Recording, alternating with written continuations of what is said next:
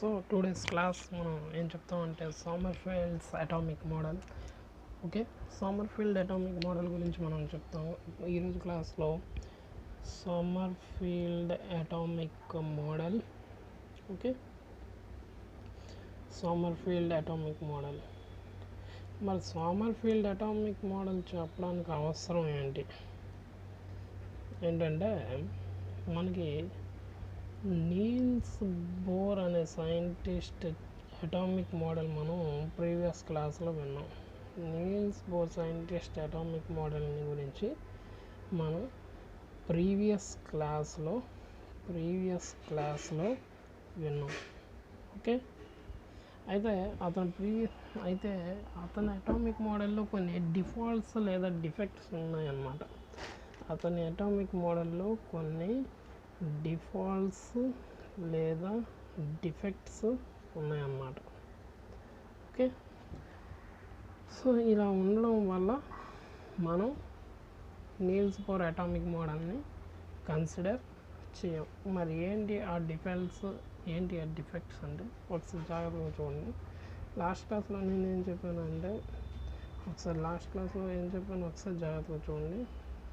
1 2 3 4 5 6 7.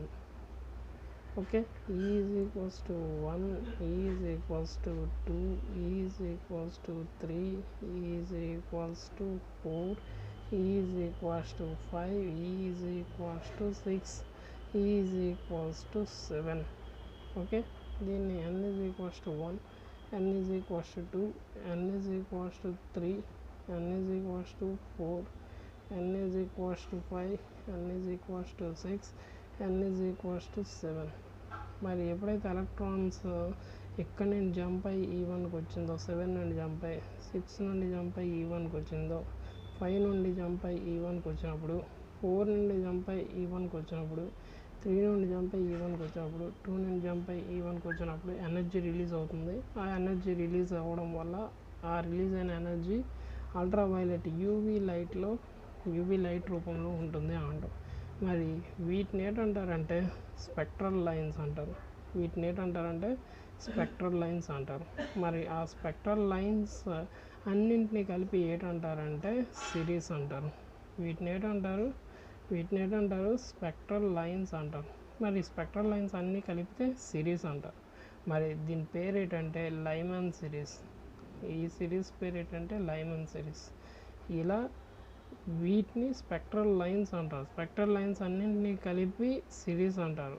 మరి ఈ spectral lines ఏర్పడినప్పుడు మనకి ఎనర్జీ రిలీజ్ అయితే ఆ ఎనర్జీ ఏ విధంగా రిలీజ్ అవుతుందంటే అల్ట్రావైలెట్ లైట్ రూపంలో రిలీజ్ అవుతుందని చెప్తాం. అలాగే E7 నుండి ఎలక్ట్రాన్ E2కి వచ్చినప్పుడు, E6 నుండి ఎలక్ట్రాన్ E2కి వచ్చినప్పుడు, E5 నుండి ఎలక్ట్రాన్ E2కి వచ్చినప్పుడు, E4 నుండి ఎలక్ట్రాన్ E2కి వచ్చినప్పుడు, E3 నుండి ఎలక్ట్రాన్ E2కి వచ్చినప్పుడు అప్పుడు కూడా ఎనర్జీ రిలీజ్ అవుతుంది. ఓకేనా, ఎలక్ట్రాన్ అనేది ఇక్కడి నుండి ఇక్కడికి వచ్చినప్పుడు ఒకే ఎలక్ట్రాన్ని వివిధ సందర్భాల్లో మనం ఊహిస్తాం. ఎలక్ట్రాన్ ఈ సందర్భంలో ఎక్కడి నుండి వచ్చినప్పుడు, ఎలక్ట్రాన్ ఈ సందర్భంలో ఈ ఎనర్జీ నుండి ఈ ఎనర్జీకి వచ్చినప్పుడు, ఎలక్ట్రాన్ ఈ సందర్భంలో ఈ ఎనర్జీ నుండి ఈ ఎనర్జీకి వచ్చినప్పుడు ఎనర్జీ రిలీజ్ అవుతుంది. రిలీజ్ అయిన ఎనర్జీ ఎలా ఉంటుందంటే విజిబుల్ లైట్ రూపంలో ఉంటుంది. విజిబుల్ లైట్ మన కంటికి కనిపించే కాంతి రూపంలో ఉంటుంది. మరి వీటిని ఏంటంటారంటే స్పెక్ట్రల్ లైన్స్ అంటారు. ఇలా స్పెక్ట్రల్ లైన్స్ అన్నీ కలిపితే ఏంటంటారంటే బామర్ సిరీస్ అంటారు. ఓకేనా, బామర్ సిరీస్. అలాగే ఇంకేంటంటే మనం ఇంకొంత తెలుసుకోవాలి. ఓకే, ఇంకొంత జాగ్రత్త తెలుసుకోవాలి. ఇప్పుడేంటంటే E7 నుండి E3కి వచ్చినప్పుడు, E6 నుండి E3కి వచ్చినప్పుడు, ఓకే, E6 నుండి E3కి వచ్చినప్పుడు, E5 నుండి E3కి వచ్చినప్పుడు, ఓకే, మనం అంతేనా కరెక్ట్ చేసామా? ఒక లైన్ విడిచిపెట్టామా? ఓకే, ఇక్కడ ఒకటి. ఓకే, E3కి వచ్చినప్పుడు, E4 నుండి E3కి వచ్చినప్పుడు ఇప్పుడు ఏంటవుతుందంటే ఇక్కడ కూడా లైట్ రిలీజ్ అవుతుంది. లైట్ రిలీజ్ అయితే అది ఏంటవుతుందంటే మనకి ఇక్కడ E7 ఎనర్జీ లెవెల్ నుండి E3 ఎనర్జీ లెవెల్కి వచ్చినప్పుడు, ఓకే, E6 నుండి E3 ఎనర్జీ లెవెల్కి వచ్చినప్పుడు, E5 నుండి E3కి వచ్చినప్పుడు, E4 నుండి E3కి వచ్చినప్పుడు ఎలక్ట్రాన్ ఏటవుతుందంటే అప్పుడు మనకి ఎనర్జీ రిలీజ్ అవుతుంది. అది ఎలా ఉంటుందంటే నియర్ ఇన్ఫ్రారెడ్ లైట్ రూపంలో ఉంటుంది. ఇన్ఫ్రారెడ్ కాంతి వల్ల ఉంటుంది, నియర్ ఇన్ఫ్రారెడ్ లైట్ రూపంలో ఉంటుంది. మరి వీటిని ఏంటంటారంటే గ్రాఫికల్ రిప్రజెంటేషన్ ద్వారా చూపిస్తున్నాం కాబట్టి వీటిని స్పెక్ట్రల్ లైన్స్ అంటారు. వాటిని ఏంటంటారంటే స్పెక్ట్రల్ లైన్స్ అంటారు. మరి అన్నింటినీ కలిపితే సిరీస్ అంటారు కాబట్టి ఇక్కడ ఈ సిరీస్కి పేరు ఏంటంటే పాస్చన్ సిరీస్. ఏంటది? పాస్చన్ సిరీస్ అంటారు. సో ఇప్పుడు ఏంటంటే E7 నుండి E4కి వచ్చినప్పుడు, E6 నుండి E4కి వచ్చినప్పుడు, E5 నుండి E4కి వచ్చినప్పుడు ఏటవుతుందంటే ఒకవేళ ఎలక్ట్రాన్ E7 ఎనర్జీ లెవెల్ నుండి E4కి జంప్ అయింది అనుకోండి, 3కి 2కి 1కి కాకుండా E4కి జంప్ అయిపోయింది అనుకోండి, 6th హైయెస్ట్ ఎనర్జీ లెవెల్ నుండి మళ్ళీ ఇక్కడికి జంప్ అయింది అనుకోండి, 5th హైయెస్ట్ ఎనర్జీ లెవెల్ నుండి ఎక్కడి నుండి ఎక్కడికి జంప్ అయింది అనుకోండి, అప్పుడు రిలీజ్ అయిన ఎనర్జీ ఎలా ఉంటుందంటే ఇన్ఫ్రారెడ్ లైట్ రూపంలో ఉంటుంది. ఇన్ఫ్రారెడ్ లైట్ రూపంలో ఉంటుంది. మరి ఈ సిరీస్ని ఏంటంటారంటే, ఈ స్పెక్ట్రల్ లైన్ సిరీస్ని ఏంటంటారంటే బ్రాకెట్ సిరీస్ అంటారు. ఏంటంటారు? బ్రాకెట్ సిరీస్ అంటారు. బ్రాకెట్ సిరీస్ అంటారు. అలాగే మరికొన్ని లైన్స్ని గీస్తాం. సో ఒకవేళ ఈ ఎనర్జీ ఈ హైయెస్ట్ ఎనర్జీ లెవెల్ నుండి E7 నుండి E5కి జంప్ అయింది, E6 నుండి E5కి, ఓకే, E7 నుండి 1 2 3 4 అయింది కదా, 7 నుండి 5కి జంప్ అయింది, 6 నుండి 5కి జంప్ అయింది. అప్పుడు ఎనర్జీ రిలీజ్ అయితే ఏటవుతుందంటే ఫార్ ఇన్ఫ్రారెడ్ లైట్ రూపంలో ఎనర్జీ బయటకు వస్తుంది. మరి ఈ రెండు స్పెక్ట్రల్ లైన్ సిరీస్ని ఏంటంటారంటే ఫండ్ సిరీస్ అంటారు. ఏంటంటారు? ఫండ్ సిరీస్ అంటారు. ఓకే, ఇప్పుడు ఏం చేస్తామంటే 3 స్పెక్ట్రల్ లైన్స్ ఎక్కడ వచ్చాయో అవే చూస్తాం. 3 స్పెక్ట్రల్ లైన్స్ ఎక్కడ వచ్చాయి? ఓకే, ఇక్కడ ఎన్ని వచ్చాయి? 1 2 3 4 5 6. ఇక్కడ 1 2 3 4 5. ఇక్కడ 1 2 3 4. ఇక్కడ చూడండి 1 2 3. సో ఈ రీజన్ని కన్సిడర్ చేస్తాం. బ్రాకెట్ సిరీస్లో ఉన్నటువంటి రీజన్ని కన్సిడర్ చేస్తాం. ఒకసారి జాగ్రత్తగా చూసుకున్నట్లయితే బ్రాకెట్ రీజన్ ఒకసారి కన్సిడర్ చేస్తే ఏంటి ఉన్నాయంటే 3 లైన్లు మాత్రమే ఉన్నాయి. సో ఇప్పుడు ఏంటంటే E ఈజ్ ఈక్వల్స్ టు ఎంత? Is equals to 4. Is equals to 4కే అవుతాయి 3. Is equals to 4 energy level, is equals to 5 energy level, is equals to 6th energy level, is equals to 7th energy level. 7th energy level నుండి 4కి వచ్చినప్పుడు, 6th energy level నుండి 4కి వచ్చినప్పుడు, 5th energy level నుండి 4కి వచ్చినప్పుడు 3 spectral lines మాత్రమే వచ్చాయి బ్రాకెట్ సిరీస్లో. సో ఈ 3 స్పెక్ట్రల్ లైన్స్, ఇదంతా గ్రాఫికల్ రిప్రజెంటేషన్ అనమాట. సో ఈ 3 స్పెక్ట్రల్ లైన్స్, ఈ స్పెక్ట్రల్ లైన్కి హెచ్ ఆల్ఫా అంటాను, ఇదే హెచ్ బీటా, హెచ్ గామా అనుకుంటాను, 3 స్పెక్ట్రల్ లైన్స్. సో ఇప్పుడు ఏంటవుతుందంటే ఇలా బ్రాకెట్ సిరీస్లో ఏ ఎలిమెంట్కి అయితే మనం స్పెక్ట్రోస్కోపీ ద్వారా గమనించినప్పుడు, గ్రాఫికల్ రిప్రజెంటేషన్ ద్వారా గమనించినప్పుడు 3 లైన్లు వస్తాయో అలాంటప్పుడు మనం తీసుకున్నటువంటి ఎలిమెంట్ ఆల్కలిన్ మెటల్ అన్నమాట. ఆల్కలిన్ ఎలిమెంట్ అన్నమాట. మరి మనం తీసుకున్నటువంటి ఎలిమెంట్ ఏంటంటే హైడ్రోజన్. దానికి స్లైటెస్ట్ ఆల్కలిన్ నేచర్ అనేది ఉంటుంది.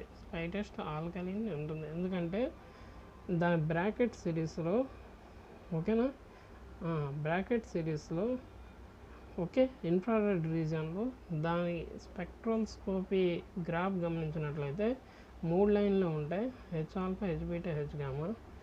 సో మనం H alpha, H beta, H gamma ఉంటాయి కాబట్టి మనం తీసుకున్న హైడ్రోజన్ ఎలిమెంట్ ఆల్కలిన్ ఎలిమెంట్. అయితే నీల్స్ బోర్ ఇలా చెప్పాడు అన్నమాట. నీల్స్ బోర్ ఇలా సింపుల్గా చెప్పాడు. కానీ నీల్స్ బోర్ ఇలాంటి డయాగ్రామ్ ఒకటి హైడ్రోజన్ యాటంలో ఎలక్ట్రాన్ అనేది వేరే వేరే ఎనర్జీ లెవెల్స్ని పొందుతున్నప్పుడు పొందినప్పుడు హైయెస్ట్ ఎనర్జీ లెవెల్ నుండి లోయెస్ట్ ఎనర్జీ లెవెల్కి వచ్చినప్పుడు ఇలా రకరకాల స్పెక్ట్రల్ లైన్స్, స్పెక్ట్రల్ రీజియన్స్, రకరకాల స్పెక్ట్రల్ సిరీస్ వస్తాయని నీల్స్ బోర్ చెప్తే సోమర్ఫెల్డ్ తర్వాత వచ్చి కరెక్టే, నీల్స్ బోర్ మీరు చెప్పింది కరెక్టే, బట్ ఇక్కడ ఒక చిన్న మిస్టేక్ ఉంది. ఇదే బ్రాకెట్ సిరీస్ని నేనేం చేశానంటే మీకన్నా మీరు చేసిన ఎక్స్పెరిమెంట్ హైడ్రోజన్ యాటమ్ మీద మీరు చేసిన ఎక్విప్మెంట్ కన్నా నేను పవర్ఫుల్ ఎక్విప్మెంట్ని ఉపయోగించాను. అంటే ఏంటంటే పవర్ఫుల్ గ్రేటింగ్స్ని ఉపయోగించాను. అప్పుడు పవర్ఫుల్ గ్రేటింగ్స్ని ఉపయోగించినప్పుడు నేను వేసుకున్నటువంటి స్పెక్ట్రల్ లైన్ గ్రాఫ్ ఏ విధంగా వచ్చిందంటే అదే బ్రాకెట్ సిరీస్ని అబ్జర్వ్ చేశాను హైడ్రోజన్కి. అప్పుడు నాకు ఎలా వచ్చిందంటే చూడండి, నాకు ఏ విధంగా వచ్చిందంటే ఒకసారి మీకు చూపిస్తాను అని మనకి ఎవరు అన్నారు, సోమర్ఫెల్డ్ అన్నారు. E7 నుండి E4కి వచ్చినటువంటి లైన్ హెచ్ ఆల్ఫా లైన్ అని నీల్స్ బోర్ అంటే సోమర్ఫెల్డ్ అన్నాడు మీకన్నా పవర్ఫుల్ ఎక్విప్మెంట్ ఉపయోగించినప్పుడు నాకు హెచ్ ఆల్ఫా లైన్ల పక్కన మరికొన్ని సన్నటి లైన్స్ కనిపించడం జరుగుతుంది. నాకు మరికొన్ని సన్నటి లైన్స్ కనిపిస్తున్నాయి. కేవలం హెచ్ ఆల్ఫా మాత్రమే కాదు, దాని చుట్టూ మధ్యలో హెచ్ ఆల్ఫా, దాని చుట్టూ కూడా సన్నంగా లైన్స్ మరికొన్ని కనిపిస్తున్నాయి. నీల్స్ బోర్కి హెచ్ బీటా ఒక్క లైనే కనిపించింది. E6 నుండి E5కి వచ్చినప్పుడు E5కి వచ్చినప్పుడు కానీ సోమర్ఫెల్డ్కి హెచ్ బీటా లైన్ ఒకటే కనిపించలేదు, దాని పక్కన మరికొన్ని సన్నం లైన్స్ కనిపించాయి. ఓకే, హెచ్ బీటాలో ఒక లైన్ నీల్స్ బోర్ కనిపిస్తే ఇక్కడ సోమర్ఫెల్డ్కి మరికొంత పవర్ఫుల్ ఎక్విప్మెంట్, పవర్ఫుల్ గ్రేటింగ్స్ ఉపయోగిస్తే మరికొన్ని సన్నం లైన్లు కనిపించాయి. నీల్స్ బోర్కి E5 నుండి E4కి వచ్చినప్పుడు ఒక్క హెచ్ గామా కనిపిస్తే ఇప్పుడు ఏంటంటే సోమర్ఫెల్డ్కి దాని చుట్టూ రకరకాల చిన్న సన్నని స్పెక్ట్రల్ లైన్స్ కనిపించాయి. మరి నీల్స్ బోర్ ప్రకారం అతను స్పెక్ట్రల్ గ్రాఫ్ వేసినప్పుడు H alpha, H beta, H gamma వచ్చాయి. మరి దీన్ని ఏంటంటారంటే ఫైన్ స్ట్రక్చర్ గ్రాఫ్ అంటారు. Fine structure atomic spectral graph అంటారు. Fine structure atomic spectral graph అని అంటారు నీల్స్ బోర్ ప్రకారం. అయితే మనకి ఇక్కడ ఇంకెవరు ఉన్నారు, సోమర్ఫెల్డ్ ఇంకొంత పవర్ఫుల్ ఎక్విప్మెంట్ ఉపయోగించి హైడ్రోజన్ యాటమ్ మీద స్టడీస్ కోసం మరి కొన్ని పవర్ఫుల్ గ్రేటింగ్స్ని ఉపయోగిస్తే అతని యొక్క స్పెక్ట్రల్ గ్రాఫ్ అనేది ఎన్ని లైన్స్ వచ్చాయో. ఇతను 3 వస్తే ఇతనికి చాలా స్పెక్ట్రల్ లైన్స్ వచ్చాయి. మరి సోమర్ఫెల్డ్ చెప్పినటువంటి ఆ గ్రాఫ్ని ఏంటంటారంటే hyper fine structure atomic spectral graph అని అంటారు. సో సోమర్ఫెల్డ్ అన్నాడు, నీల్స్ బోర్ నువ్వు చెప్పిన గ్రాఫ్ బామర్ బ్రాకెట్ సిరీస్ని తీసుకొని నువ్వు చెప్పింది కరెక్టే, కానీ నీకన్నా నేను ఇంకాస్త ఎక్కువ ఎక్స్టెండ్ చేశాను, ఇవి ఎందుకు వచ్చాయి అని నీల్స్ బోర్కి సోమర్ఫెల్డ్ అడిగాడు. ఇవి ఇలా నీకైతే 3 వచ్చాయి, 3 పక్కన నాకు ఒక్కొక్క లైన్కి 5 సారీస్ వస్తున్నాయి. నీకు సింపుల్గా 3 లైన్లు వచ్చాయి, H alpha, H beta, H gamma. నాకు హెచ్ ఆల్ఫా ఒక్కదానికి ఒక 10 వచ్చాయి, హెచ్ బీటా పక్కన ఒక 7 వచ్చాయి, హెచ్ గామా పక్కన ఒక 6 వచ్చాయి. మరి ఇన్ని లైన్స్ రావడానికి నాకు కారణం ఏంటి అంటే నీల్స్ బోర్ అనేవాడు చెప్పలేకపోయాడు అనమాట. ఎందుకు వచ్చాయో కూడా చెప్పలేకపోయాడు. సో నీల్స్ బోర్ అనే అతను ఫెయిల్ అయ్యాడు. సో నీల్స్ బోర్ ఎప్పుడైతే ఫెయిల్ అయ్యాడో సోమర్ఫెల్డ్ అన్నాడు, నేను చెప్తాను విను ఎందుకు అలా వస్తున్నాయో, హైపర్ ఫైన్ స్ట్రక్చర్ ఎందుకు అలా ఏర్పడుతుందని నేను చెప్తాను విను అని చెప్పడం మొదలుపెట్టాడు. అలా చెప్పుకుంటూ వెళ్ళాడు. సో సోమర్ఫెల్డ్ ఎందుకు అలా వస్తున్నాయో చెప్పడం మొదలుపెట్టాడు. సోమర్ఫెల్డ్ ఎక్స్ప్లెనేషన్ ఎందుకు అటామిక్ స్పెక్ట్రల్ గ్రాఫ్లో అన్ని లైన్లు నాకు వస్తున్నాయని అతను చెప్పడం మొదలుపెట్టాడు, అది ఎక్స్ప్లెనేషన్ అవుతుంది. సోమర్ఫెల్డ్ ప్రకారం సోమర్ఫెల్డ్ ప్రకారం ఏంటైందంటే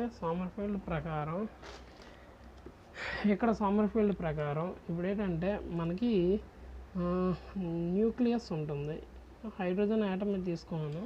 ఏంటది హైడ్రోజన్ యాటమ్ మీద తీసుకున్నాను.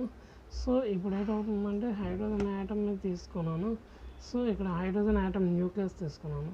కాకపోతే ఇక్కడ ఏంటవుతుందంటే నీల్స్ బోర్ ఏం చెప్పాడంటే ఒక న్యూక్లియస్ చుట్టూ ఎలక్ట్రాన్స్ సర్క్యులర్ ఆర్బిట్లో తిరుగుతాయి. కానీ సోమర్ఫెల్డ్ ప్రకారం న్యూక్లియస్ చుట్టూ ఎలక్ట్రాన్స్ ఎలా తిరుగుతాయి అంటే ఎలిప్టికల్ ఆకారంలో తిరుగుతాయి. సోమర్ఫెల్డ్ ప్రకారం ఎలా తిరుగుతాయి అంటే ఎలిప్టికల్ ఆకారంలో తిరుగుతాయి అని సోమర్ఫెల్డ్ చెప్పాడు. నీల్స్ బోర్ సర్క్యులర్ ఆర్బిట్ రూపంలో తిరిగితే సోమర్ఫెల్డ్ ప్రకారం ఎలిప్టికల్ ఆర్బిట్ రూపంలో ఎలిప్టికల్ ఆర్బిట్స్లో తిరుగుతాయని చెప్పాడు. అంటే ఇదంతా మరి ఎక్కడ జరుగుతుందంటే హైడ్రోజన్ యాటంలో జరుగుతుంది. ఇదంతా ఎక్కడ జరుగుతుందంటే హైడ్రోజన్ యాటంలో జరుగుతుంది. ఇక్కడ సోమర్ఫెల్డ్ ప్రకారం న్యూక్లియస్ చుట్టూ ఎలక్ట్రాన్స్ ఎలిప్టికల్ ఆర్బిట్స్లో తిరుగుతాయి. సర్క్యులర్ ఆర్బిట్స్లో తిరుగుతాయి. సోమర్ఫెల్డ్ ప్రకారం ఎలిప్టికల్ ఆర్బిట్లో తిరుగుతాయి. అయితే ఇంకేం చెప్పాడంటే ఫర్ ఎగ్జాంపుల్ సో ఇప్పుడు ఏంటవుతుందంటే సోమర్ఫెల్డ్ ప్రకారం సోమర్ఫెల్డ్ ఏం చెప్పాడంటే న్యూక్లియస్ తీసుకోండి. న్యూక్లియస్ చుట్టూ ఎలక్ట్రాన్ తిరుగుతుంది కదా, న్యూక్లియస్ చుట్టూ ఎలక్ట్రాన్ ఎలిప్టికల్ ఆర్బిట్లో తిరుగుతుందని సోమర్ఫెల్డ్ చెప్పాడు. ఎలక్ట్రాన్ న్యూక్లియస్ చుట్టూ తిరుగుతున్నప్పుడు ఆ ఎలక్ట్రాన్ గేట్ ఉంటుందంటే న్యూక్లియస్ నుండి బయటికి వెళ్ళిపోవడానికి ఎలక్ట్రాన్కి కంపల్సరీగా ఒక టాంజెన్షియల్ వెలాసిటీ ఉంటుంది. ఏ ఎలక్ట్రాన్ కూడా న్యూక్లియస్ చుట్టూ తిరగడానికి ఇష్టపెట్టుకోదు. ఆ ఎలక్ట్రాన్కి టాంజెన్షియల్ వెలాసిటీ ఎక్కువ ఉంటుంది. కానీ ఎలక్ట్రాన్కి ఈ న్యూక్లియస్ చుట్టూ ఏ ఎలక్ట్రాన్ తిరగడానికి ఇష్టపెట్టుకోదు. ఎందుకంటే ఎలక్ట్రాన్కి టాంజెన్షియల్ వెలాసిటీ అటువైపు వెళ్ళిపోవడానికి ఎలక్ట్రాన్కి కావాల్సినంత వేగం ఉంటుంది. కానీ న్యూక్లియస్ ఏం చేస్తుందంటే ఎలక్ట్రాన్ టాంజెన్షియల్ వెలాసిటీని ఏం చేస్తుందంటే మ్యాక్సిమం ఆపేయడానికి ట్రై చేస్తుంది. అలా ఆపేయాలని ట్రై చేస్తుంది. దానికోసం ఏం చేస్తుందంటే న్యూక్లియస్ సెంట్రిపిటల్ ఫోర్స్ని అప్లై చేస్తుంది. తన వైపుకు సెంట్రిపిటల్ ఫోర్స్ని అప్లై చేస్తుంది. అయితే న్యూక్లియస్ తన వైపు సెంట్రిపిటల్ ఫోర్స్ అప్లై చేస్తున్న ఈ డైరెక్షన్ ఏంటంటారంటే మనకి రేడియల్ డైరెక్షన్ అంటారు. ఏంటది రేడియల్ డైరెక్షన్ అంటారు. ఏ ఎలక్ట్రాన్ అయినా న్యూక్లియస్ చుట్టూ తిరగడానికి ఇష్టపెట్టుకోదు. సో అందుకు ఆ ఎలక్ట్రాన్కి ఒక రకమైన వెలాసిటీ కారణమవుతుంది, టాంజెన్షియల్ వెలాసిటీ. ఈ టాంజెన్షియల్ వెలాసిటీ వల్ల ఎలక్ట్రాన్ పైకి వెళ్ళిపోవాలని చూస్తుంది. కానీ న్యూక్లియస్ ఏం చేస్తుందంటే ఎలక్ట్రాన్ బయటికి వెళ్ళిపోనీయకుండా తన వైపు లాక్కోవడానికి ట్రై చేస్తుంది. అలా లాక్కునే క్రమంలో ఈ లాక్కునే డైరెక్షన్ ఉంటుందా, ఆ డైరెక్షన్ని రేడియల్ డైరెక్షన్ అంటారు. ఎందుకంటే న్యూక్లియస్ నుండి ఆ ఎలక్ట్రాన్కి మధ్య దూరం స్మాల్ ఆర్ రేడియస్ వెక్టర్ కాబట్టి ఆ డైరెక్షన్ని కూడా ఏంటంటారంటే రేడియల్ డైరెక్షన్ అని అంటారు. సో ఇంకా టాంజెన్షియల్ వెలాసిటీని ఆపేయడానికి ఒక రేడియల్ డైరెక్షన్లోనే న్యూక్లియస్ అనేది ఫోర్స్ని అప్లై చేయాల్సిన అవసరం, అంటే అప్లై చేయాలి. ఇంకా ఏ డైరెక్షన్ ఉంటుంది, ఓకేనా, ట్రాన్స్వర్స్ డైరెక్షన్లో కూడా న్యూక్లియస్ అనేది ఫోర్స్ అప్లై చేయాలి ఎలక్ట్రాన్ మీద. ఓకే, న్యూక్లియస్ చుట్టూ ఒక ఎలక్ట్రాన్ తిరుగుతుంది అంటే ఇష్టపెట్టుకోదు. ఆ న్యూక్లియస్ నుండి బయటికి వెళ్ళిపోవాలని చూస్తుంది. అలా వెళ్ళిపోవాలని చూస్తున్నప్పుడు దానికి ఖచ్చితంగా టాంజెన్షియల్ వెలాసిటీ అనేది ఒకటి ఉంటుంది. సో ఆ వేగం ఉంటుంది కాబట్టి ఎలక్ట్రాన్ వెళ్ళిపోదామని అనుకుంటుంది. కానీ న్యూక్లియస్ ఏం చేస్తుందంటే ఎలక్ట్రాన్ని బయట వెళ్ళిపోనీయకుండా తన వైపు లాగే క్రమంలో ప్రయత్నిస్తుంది. తన వైపు లాగే క్రమంలో ఏంటంటే ఈ డైరెక్షన్ని ఏంటంటారంటే రేడియస్ వైపుగా ఉంటుంది కాబట్టి రేడియల్ డైరెక్షన్ అంటారు. తర్వాత ఇంకో డైరెక్షన్లో కూడా న్యూక్లియస్ అనేది అప్లై చేయడం వల్ల ఇంకో డైరెక్షన్లో కూడా న్యూక్లియస్ ఎలక్ట్రాన్ మీద ఫోర్స్ అప్లై చేస్తుంది. మరి ఆ డైరెక్షన్ ఏంటంటారంటే ట్రాన్స్వర్స్ డైరెక్షన్ అంటారు. మరి ఈ డైరెక్షన్ ఏంటంటారంటే ట్రాన్స్వర్స్ డైరెక్షన్ అని అంటారు. సో ఇప్పుడు ఎలక్ట్రాన్ న్యూక్లియస్ నుండి బయటికి వెళ్ళిపోవాలని చూస్తుంది. అలా బయటికి వెళ్ళిపోవడానికి కావాల్సిన టాంజెన్షియల్ వెలాసిటీ ఉంటుంది, కానీ ఎలక్ట్రాన్కి ఉంటుంది. కానీ న్యూక్లియస్ ఏం చేస్తుందంటే ఎలక్ట్రాన్ ట్రాన్జెన్షియల్ వెలాసిటీని లెక్క చేయకుండా ఎలక్ట్రాన్ని బలవంతంగా తన వైపు లాక్కోవడానికి ట్రై చేస్తుంది. బలవంతంగా లాక్కునే క్రమంలో ఈ డైరెక్షన్ అనేది ఒకటి ఏర్పడుతుంది. మరి ఈ డైరెక్షన్ని అంటారంటే రేడియల్ డైరెక్షన్ అని అంటారు.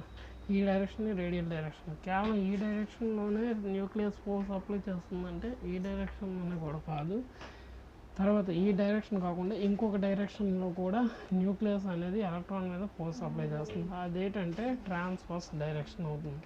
ఓకే, సో ట్రాన్స్వర్స్ డైరెక్షన్ అవుతుంది.